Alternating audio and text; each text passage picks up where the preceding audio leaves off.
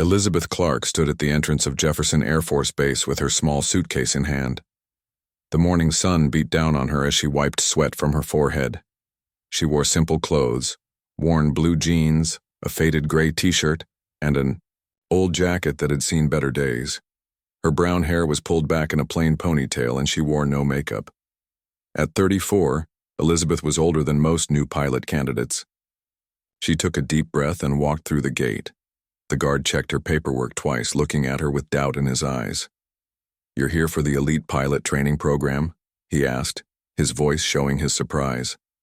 "Yes, sir," Elizabeth answered in her soft Kentucky accent. She was used to this reaction. People often judged her by her simple appearance and gentle way of speaking. "Building C down that road," the guard said, pointing to the right. He shook his head slightly as Elizabeth thanked him and walked away. Elizabeth found the registration desk where a young man in uniform was checking in the new candidates. The room was filled with confident-looking men and a few women, all standing tall in pressed clothes. Many wore expensive watches or had styled hair. They spoke loudly about their flying experience and family connections. When Elizabeth approached the room grew quieter.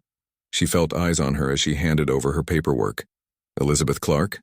the man at the desk asked, looking up at her with the same surprise the guard had shown. "Yes, that's me," she replied. "You're the last one to arrive. Everyone else has been here since morning," he said with disapproval in his voice. Elizabeth checked her watch. "I'm sorry, but my paperwork says to report at 1300 hours. It's 12:45 now." The man looked at her papers again and frowned. "I guess you're right. My mistake." He didn't sound like he meant it. He handed her a folder with information and a room key. "Orientation starts in 15 minutes in the main hall." Elizabeth found her room quickly. It was small but clean, with a simple bed, desk, and closet. She unpacked her few belongings, changed into a clean blue sweater, and looked at herself in the mirror. She knew what others saw: a plain woman who didn't look like she belonged in an elite pilot program. She took out a worn leather journal from her bag, wrote a few quick notes, then headed to the main hall. The orientation room was filled with 32 candidates sitting in rows. Elizabeth slipped into an empty seat in the back row. A tall man in uniform stood at the front, Captain Steve Rogers, the head instructor. He had a stern face and sharp eyes that missed nothing. "Welcome to the Advanced Tactical Flight Program," Captain Rogers began. "Look around you. In 12 weeks, half of you will be gone. In 24 weeks, maybe 10 of you will remain. This program accepts only the best." Captain Rogers introduced the other instructors. Dr. Patricia Weber would teach advanced flight theory. She was a thin woman with glasses and a reputation for being tough. Major Frank Davis would run the flight simulators. He was a former fighter pilot with a scar on his face. Sergeant Alan Reeves would handle physical training. He looked like he could break someone in half with his bare hands. "Now," Captain Rogers said, "let's get to know our candidates. Each of you will stand, state your name, previous flight experience, and why you believe you belong in this program." One by one, the candidates stood. Most were military pilots with impressive records. Some came from wealthy families with private flying experience. All spoke with confidence. "I'm Peter Daniels, United States Air Force. I've logged over $1,000 hours in F-16s and completed 2 tours in the Middle East," said one man near the front. "Kelly Martinez, Navy pilot. 800 hours in various aircraft including helicopter rescue operations," said a woman with short black hair. As each person spoke, Elizabeth wrote in her journal. No one noticed her taking notes. When it was her turn, she stood slowly. "Elizabeth Clark," she said in her soft Kentucky accent. "I have some time in the cockpit." The room was silent for a moment, waiting for more. When Elizabeth didn't continue, Captain Rogers frowned. "That's it? Some time in the cockpit? What type of aircraft? How many hours?" he asked. "Different types," Elizabeth said simply. "Enough hours." Someone in the front row laughed quietly. Instructor Reeves stepped forward. "Ms. Clark, when the captain asks you a question, we expect a complete answer. What exactly is your flying experience?" Elizabeth met his eyes calmly. I've flown enough to be accepted into this program, sir. More laughing now, not even hidden. Captain Rogers looked at his clipboard. It says here you were a special recommendation. Who exactly recommended you? He asked, his voice showing his doubt. That information is in my file, sir, Elizabeth answered. The captain's face turned slightly red. This isn't starting well for you, Clark. We expect direct answers and respect in this program. Yes, sir, I apologize, Elizabeth said. She sat down as whispers filled the room. After orientation, the candidates moved to the dining hall for dinner. Elizabeth sat alone at the end of a long table, still writing in her journal. She could hear people talking about her. She must be somebody's daughter or niece, one man said. Probably some diversity program, another replied. They need more women, so they lower the standards. I give her 1 week before she quits, a third voice added. Elizabeth kept eating and writing, showing no reaction to their words. As she finished her meal, a tall blonde woman sat across from her. It was Kelly Martinez, the Navy pilot. Don't let them get to you, Kelly said. First week is always like this. Everyone showing off and trying to establish themselves at the top. Elizabeth smiled slightly. I'm not worried. You should be, Kelly said, not unkindly. This program is brutal. Without solid experience, you won't make it past the first evaluations. We'll see, Elizabeth replied. What's with the journal? Kelly asked, nodding at the worn book. Just notes, Elizabeth said, closing it.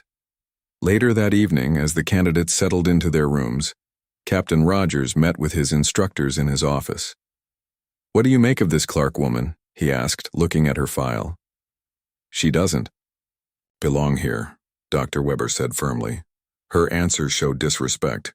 And look at her file. Half of it is blacked out. Who is she?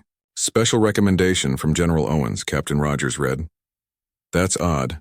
General Owens doesn't usually involve herself in training selections. Maybe she's testing us, Major Davis suggested. Sending someone obviously unqualified to see if we maintain standards. Well, if that's the case, Clark will be gone by the end of next week, Sergeant Reeves said. First physical evaluation will take care of that. Captain Rogers closed the file. Treat her like any other candidate. If she fails, she fails. In her small room, Elizabeth sat on her bed and made final notes in her journal. She wrote detailed observations about each instructor and several of the candidates. In the back of the journal was a photo of Elizabeth in a flight suit standing in front of a large black aircraft, its distinctive shape unmistakable to anyone who knew military planes. She looked at the photo briefly, then closed the journal and placed it under her pillow. Tomorrow would be the first real day of training. Elizabeth smiled to herself as she turned off the light. Things were going exactly as she expected. The first week of training passed quickly.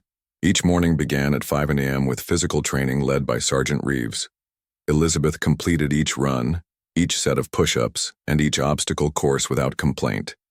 She wasn't the fastest or the strongest, but she never quit. This surprised some of the other candidates who had expected her to fail right away. After physical training came breakfast, followed by classroom sessions with Dr. Weber. These classes covered advanced flight, theory, aircraft systems, and emergency procedures. The material was complex, and Dr. Weber moved through it quickly. Many candidates struggled to keep up. Elizabeth sat in the back row during these classes. She took careful notes in her journal and rarely spoke unless called upon. When Dr. Weber asked questions, Elizabeth usually gave short, correct answers. This seemed to annoy Dr. Weber, who expected Elizabeth to fail. At the end of the first week, 5 candidates had already dropped out. 1 was injured during physical training. 2 failed the first written test. 2 others simply decided the program was too difficult. 27 remained, including Elizabeth. On Monday of the second week, Dr. Weber announced a major test on advanced aerodynamics and aircraft systems. This will be your first significant evaluation, she said, looking around the classroom. Her eyes stopped on Elizabeth. Some of you might find this material beyond your abilities. The candidates spent the next 3 days studying hard. Study. Groups formed in the evenings. No one invited Elizabeth to join them. She continued to sit alone, writing in her journal and reviewing materials on her own. The night before the test, Peter Daniels, the Air Force pilot with F-16 experience, approached Elizabeth in the dining hall. "Clark, a bunch of us are reviewing thrust vectoring systems tonight," he said. "You should join us. You'll need all the help you can get." Elizabeth looked up from her meal. "Thank you for the offer, but I'm fine studying alone." Peter shrugged. "Your funeral. Weber's tests are brutal. Last year's class had a 40% failure rate on this one." After dinner, Elizabeth returned to her room. From under her mattress, she pulled out a thick folder marked classified. Inside were detailed technical documents about aircraft systems far more advanced than what they were studying in class. Elizabeth reviewed these papers for an hour, then put them away and went to sleep. The next morning, the classroom was tense as Dr. Weber distributed the test papers. "You have 2 hours," she announced. "Begin." The test was indeed difficult. Pages of complex questions about thrust systems, flight dynamics, and emergency procedures filled the thick packet. Many candidates looked worried as they worked through the problems. Elizabeth moved through the test steadily. Her face showed no stress or confusion. She finished 30 minutes early and sat quietly, reviewing her answers. When the 2 hours ended, Dr. Weber collected the papers. "Results will be posted tomorrow," she said. "Now let's continue with today's lesson on supersonic flight characteristics." Dr. Weber began her lecture with a complex question.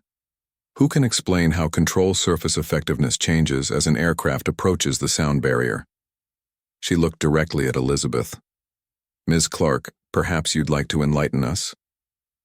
Elizabeth hesitated, not because she didn't know the answer, but because she was deciding how to respond. In that moment of hesitation, Dr. Weber pounced.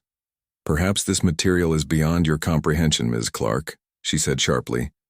"Maybe you should consider a less technical career path." The classroom fell silent.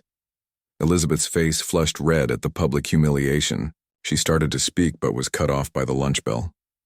"We'll continue after lunch," Dr. Weber said. "Those of you who are struggling should review the basic principles again." As students filed out, senior instructor Captain Rogers placed a folder on Elizabeth's desk. It was labeled Remedial Materials in large letters. Everyone could see it. "Review these, Clark," he said. "They might help you catch up to the others." Elizabeth left the folder on her desk and walked out of the classroom. Behind her, she could hear laughing and whispers. During lunch, Elizabeth sat alone as usual. She wrote in her journal, her face calm despite the morning's events. After a few minutes, Kelly Martinez, the Navy pilot, sat across from her. "Tough break in there," Kelly said. "Weber has it out for you." Elizabeth shrugged. "It seems that way." "The remedial materials might actually help," Kelly suggested. "No shame in needing to review the basics." "I appreciate your concern," Elizabeth said. Kelly leaned closer. "Look, I'm trying to help you. Most of us have years of flight experience. You clearly don't. There's no shame in admitting you're in over your head." Elizabeth closed her journal. "Why does it matter to you?" "Because I don't like seeing people set up to fail," Kelly said. "Whatever strings you pulled to get in here, they won't help you pass the tests. You're just making it harder on yourself by pretending." Elizabeth looked at Kelly for a long moment. "I'm not pretending anything, but thank you for your concern." That evening, Elizabeth sat alone in the barracks common room. The remedial folder lay unopened beside her as she wrote in her journal. Other candidates came and went, some giving her looks of pity, others smirking at the folder. Susan Miller, a candidate with civilian flight experience, approached Elizabeth. She was a friendly person who got along with everyone. "Hey, Elizabeth," Susan said, sitting down. "Rough day, huh?" Elizabeth nodded. "You could say that." "Look, I know it's none of my business," Susan said gently. "But maybe this program isn't the right fit for you. There's no shame in that. Not everyone is cut out for advanced flight training." "What makes you think I'm not cut out for it?" Elizabeth asked. Susan gestured at the remedial folder. "Well, you're clearly struggling with the material. And you never talk about your flight experience like the rest of us do. She paused. I'm just saying you might be happier doing something else before things get really technical. Elizabeth looked at Susan with a small smile. I'll manage, but thank you for the concern. Later that night, after everyone else had gone to sleep, Elizabeth took out her phone and made a call. General Owens? It's Elizabeth, she said quietly. Yes, I'm proceeding as planned. They're exactly as you suspected. No, I haven't revealed anything. They've already started the remedial process. She listened for a moment. Yes, I'll continue as instructed. I'll call again next week with a full report. The next morning, the test results were posted on the bulletin board. A crowd gathered to check their scores. Elizabeth waited until most people had left before approaching the board. Peter Daniels was still there, looking pleased with his score of 92%. He watched as Elizabeth checked the list. Don't feel bad if you failed, he said. Like I said, these tests are... He stopped mid-sentence, staring at the list. Next to Elizabeth's name was the score, 98%. That's impossible, Peter said. You got the highest score in the class. Elizabeth said nothing, simply turned and walked away. Behind her, she could hear Peter telling others about her score. By lunchtime, the news had spread through the entire program. Elizabeth Clark, the simple woman everyone had dismissed, had outscored them all on the most difficult test. Dr. Weber was clearly unhappy. When Elizabeth arrived for the afternoon class, the instructor called her to the front. Ms. Clark, Dr. Weber said coldly, there appears to be an irregularity with your test results. We'll need to discuss this privately. Is there a problem with my answers, Dr. Weber? Elizabeth asked, her voice steady. Let's just say it seems unlikely that someone with your background could score so highly without assistance. The implication of cheating hung in the air. The other candidates watched with interest. I'm happy to take another test, Elizabeth offered. Right now, if you'd like. Dr. Weber's eyes narrowed. That won't be necessary yet, but rest assured, we'll be watching you very closely from now on. As Elizabeth returned to her seat, the atmosphere in the classroom had changed. Some students looked at her with new respect, others with suspicion. Elizabeth opened her journal and continued taking notes, seemingly unbothered by it all. What no one knew was that on page 43 of her journal, Elizabeth had written, Week 2 assessment, instruction quality poor, intimidation used instead of proper teaching methods, bias clearly affects evaluation, recommend complete overhaul of theoretical, training department. By the third month of training, the original group of 32 candidates had been reduced to 18. The program grew more difficult each week, with challenging physical tests, complex technical lessons, and regular evaluations. 6 more people left after failing the emergency procedures exam. 5 others quit due to injuries or stress. 3 were asked to leave because their performance wasn't good enough. Elizabeth remained, quiet and steady. After her surprising test score, some instructors watched her more closely, looking for signs of cheating. They found none. Other candidates kept their distance, unsure what to make of her. Only Kelly Martinez and Susan Miller sometimes sat with Elizabeth during meals, though their conversations remained brief. The next phase of training would be the most difficult yet, high-stress simulator evaluations. Major Frank Davis would test each candidate's ability to handle emergency situations in various aircraft. These tests were famous for being extremely challenging. Even experienced pilots often failed them the first time. The day before the simulator tests, Major Davis gathered the candidates in the briefing room. He was a tough instructor with little patience for mistakes. Tomorrow, each of you will face a simulator scenario designed to push you to your limits, he explained. These are not simple flight patterns. You will face multiple system failures, bad weather, and other emergency situations. Your reactions will be timed and scored. He looked around the room, his eyes stopping briefly on Elizabeth. Some of you won't pass, that's the point. We need to know who can handle extreme pressure and who can't. After the briefing, the candidates drew numbers to determine their testing order. Elizabeth reached into the bowl and pulled out the number 1. Looks like Clark goes first, Major Davis announced. Several candidates laughed quietly. Going first was considered the worst position. There would be no chance to learn from others' mistakes or to prepare based on their experiences. That evening, Elizabeth sat alone in her room reviewing emergency procedures in her journal. There was a knock at her door. It was Kelly. "Bad luck drawing number 1, Kelly said. "Want to review procedures together? I've gone through Davis's simulator before in a previous program." Elizabeth considered the offer. "What kind of scenarios does he usually run?" "Usually a fighter jet with multiple failures," Kelly explained. "Engine problems, instrument malfunctions, that sort of thing." Elizabeth nodded. "Thanks for the offer, but I think I'm prepared." Kelly looked skeptical. "Nobody is fully prepared for Davis's scenarios. He designs them to be nearly impossible." "I appreciate your concern," Elizabeth said, "but I'll be fine." Kelly shrugged. "Your call. Good luck tomorrow. You'll need it." The next morning, tension filled the air as the candidates gathered at the simulator facility. The simulator itself looked like a real aircraft cockpit, surrounded by screens to create a realistic flying experience. It could be configured to match different types of planes. Major Davis stood at the entrance. "Clark, you're up first," he called. "Everyone else will observe from the monitoring room." As Elizabeth walked toward the simulator, Major Davis spoke, loudly enough for everyone to hear. "Pay attention to what not to do." The other candidates filed into the observation room, where they could watch Elizabeth's performance on large screens.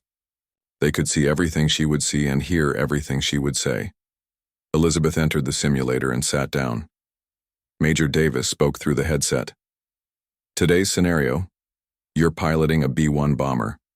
Multiple system failures have occurred. Weather is deteriorating rapidly. Your mission is to return the aircraft and crew safely to base."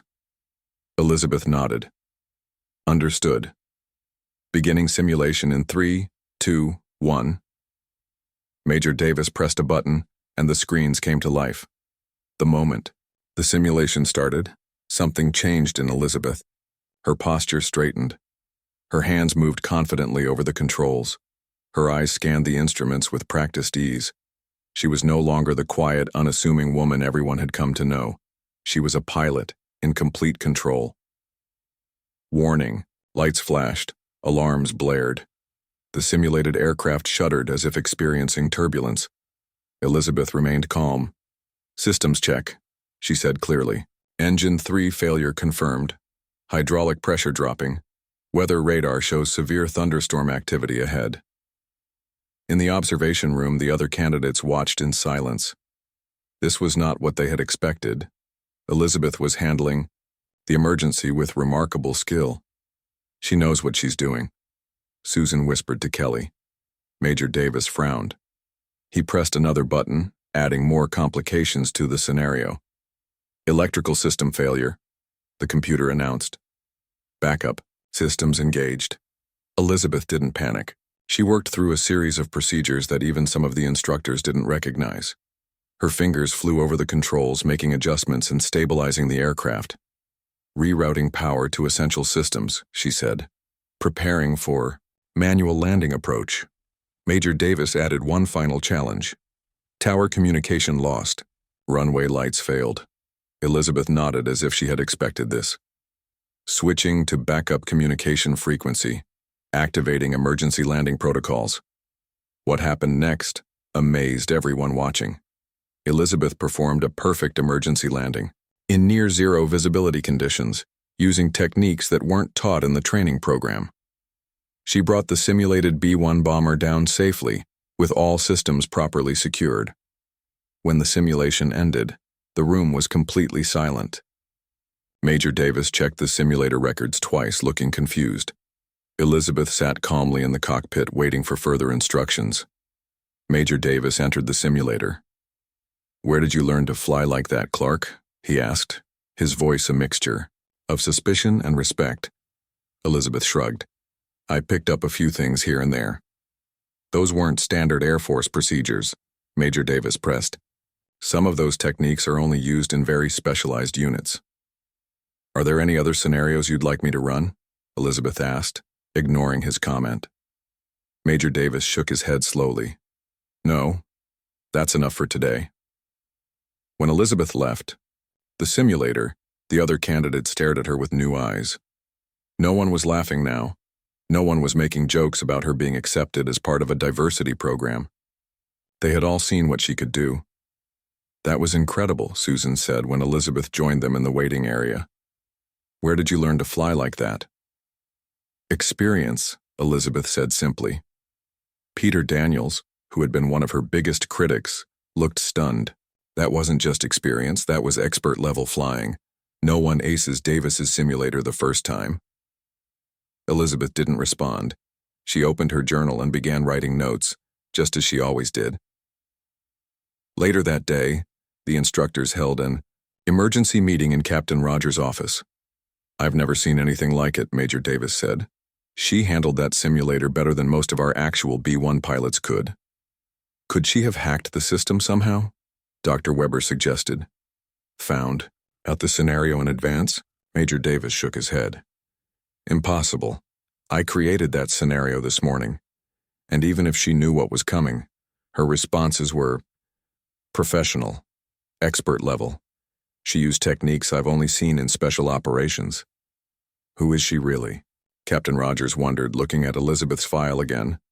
Those blacked out sections, I'm calling General Owens directly. This doesn't make sense. That evening, Elizabeth made another late-night phone call from her room. The simulator test went as expected, she told General Owens. Yes, they're suspicious now. No, I didn't reveal everything, but I showed enough to make them question their assumptions. She listened for a moment, then continued. I understand. I'll maintain my cover until your visit next week. Yes, I'm continuing to document everything.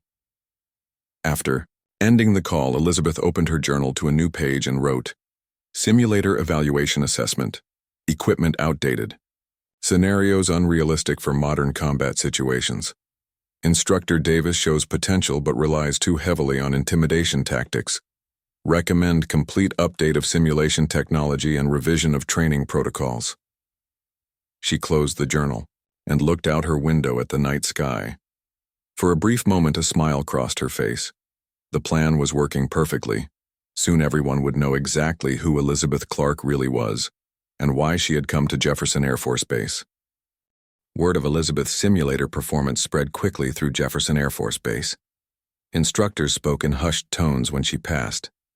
Candidates who had once mocked her now watched her with curious eyes.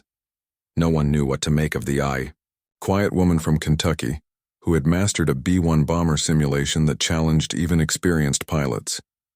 For the next few days, Elizabeth continued her usual routine. She attended classes, completed physical training, and wrote in her journal. She still sat alone most of the time, though more candidates tried to start conversations with her now. Elizabeth remained polite but distant, revealing little about herself. Captain Rogers had tried several times to reach General Owens by phone. Each time he was told the general was unavailable. His frustration grew with each passing day. Something isn't right about Clark, he told his fellow instructors during their weekly meeting. Her file makes no sense. Half of it is classified, and the other half barely has any information. How did she even get into this program? Her simulator results were off the charts, Major Davis added. I ran the data through our system 3 times. She scored higher than any candidate in the program's history.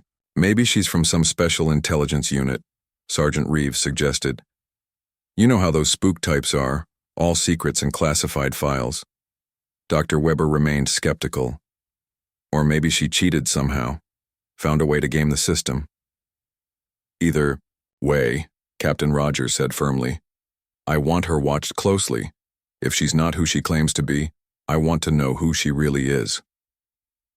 On Thursday morning of that week, the base received an unexpected announcement. General Nancy Owens, commander of the Air Force Special Operations Division, would be visiting the following day to inspect the training program. This was unusual. Generals rarely visited training facilities without months of advance notice. The base went into a frenzy of preparation. Everything had to be perfect for the general's visit. Barracks were cleaned, uniforms were pressed, and briefings were prepared. Captain Rogers ordered extra drills to ensure all candidates would perform at their best. Elizabeth watched these preparations with a small smile. That night, she made one final phone call to General Owens. "Everything is in place," she said quietly. "They don't suspect anything about your visit." She listened for a moment. "Yes, I've documented all of it.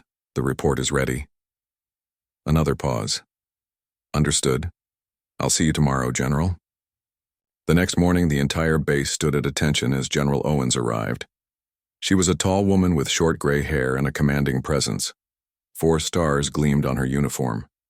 She was accompanied by 2 aides who carried briefcases and followed her closely. Captain Rogers met her at the entrance to the main building. "General Owens, welcome to Jefferson Air Force Base. We're honored by your visit." General Owens nodded. "Thank you, Captain. I'm here to inspect your training program. I've heard good things." "We've prepared a full briefing and demonstration," Captain Rogers said eagerly. "The candidates are ready for inspection." "Excellent," General Owens replied. "Let's begin with the current class." They walked to the large assembly hall where all 18 remaining candidates stood in formation. General Owens walked slowly down the line, examining each person. When she reached Elizabeth, who stood at the end of the line, she stopped. For a long moment, General Owens said nothing. She simply looked at Elizabeth, who returned her gaze calmly. Then something unexpected happened. General Owens raised her hand in a crisp salute. "Lieutenant Colonel Clark," she said formally. "I hardly recognized you out of uniform." The room fell completely silent. Every eye turned to Elizabeth, who returned the salute with perfect military precision. "Just Elizabeth here, General," she said. As we discussed, Captain Rogers stepped forward, his face showing confusion. "Lieutenant Colonel?" he repeated, looking between Elizabeth and the general. General Owens turned to him. "You mean you didn't know?" She looked genuinely surprised. "I assumed you were briefed on the evaluation program." "Evaluation program?" Captain Rogers looked completely lost now. Elizabeth stepped forward. "Perhaps we should explain, General." General Owens nodded. "Yes, I think that's necessary now." She addressed the room. "For those of you who don't know, this is Lieutenant Colonel Elizabeth Clark, one of only 7 female pilots qualified to fly the B-2 Spirit stealth bomber. She has over 2,000 combat hours and has flown missions that most of you will never hear about." The silence in the room was absolute. Everyone stared at Elizabeth with shock. "3 months ago," General Owens continued, "we received reports about possible issues with the training program here. Concerns that the instruction methods were outdated and that bias was affecting candidate evaluation. Rather than conducting a standard inspection which often fails to reveal real problems, we decided on a different approach." Elizabeth took over. "I was sent to evaluate the program from a student's perspective," she explained. Her voice was different now, confident, authoritative, no trace of the soft Kentucky accent she had used for months. "My assignment was to enter as a regular candidate and document my experiences." Captain Rogers looked stunned.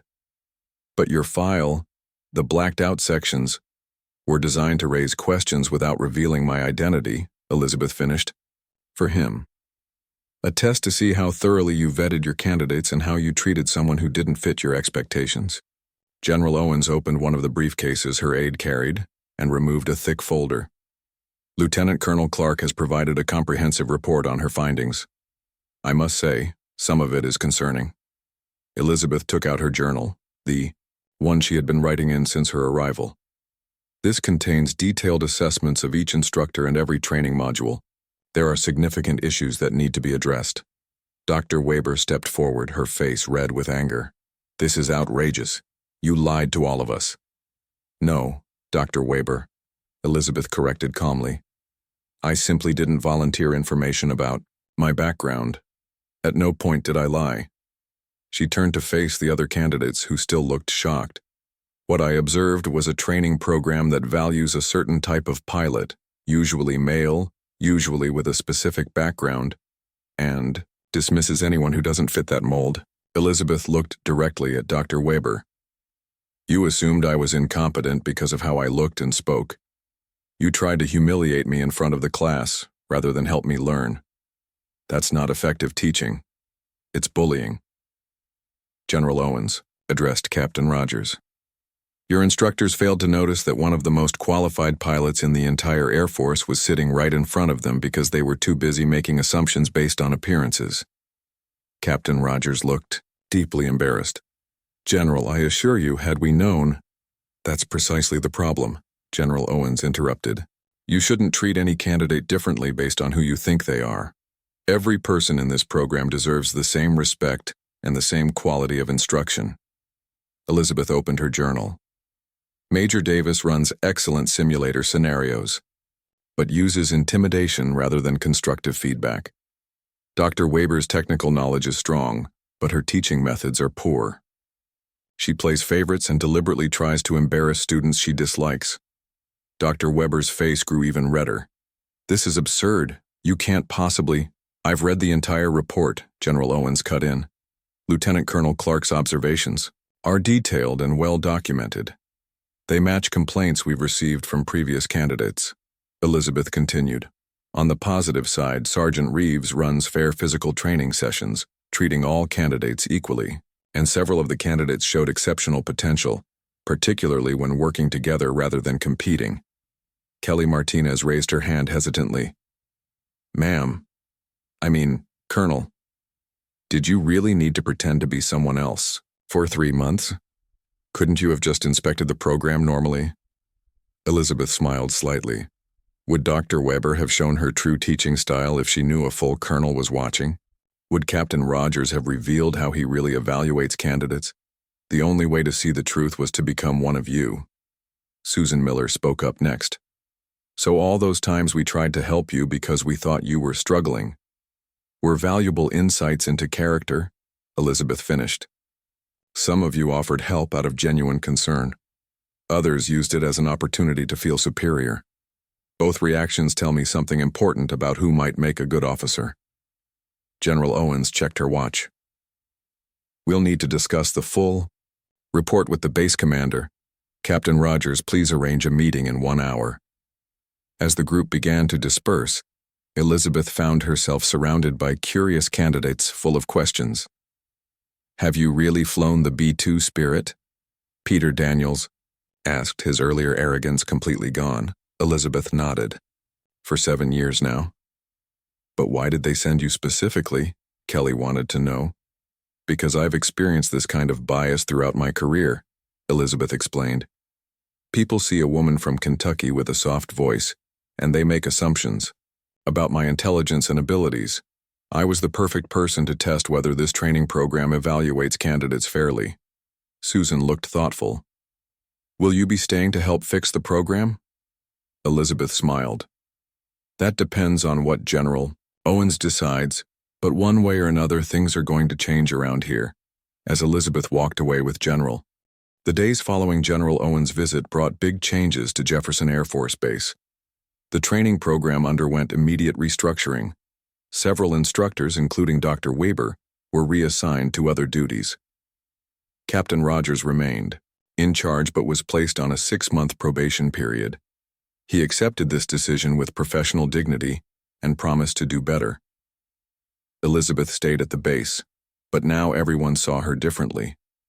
Her small room in the barracks was replaced with proper officer quarters. She wore her uniform with lieutenant colonel rank clearly visible.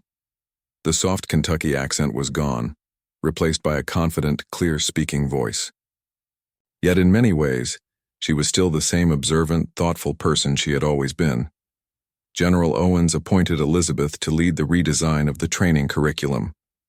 Her mission was to create a program that would judge candidates fairly, based on their skills rather than their background or appearance.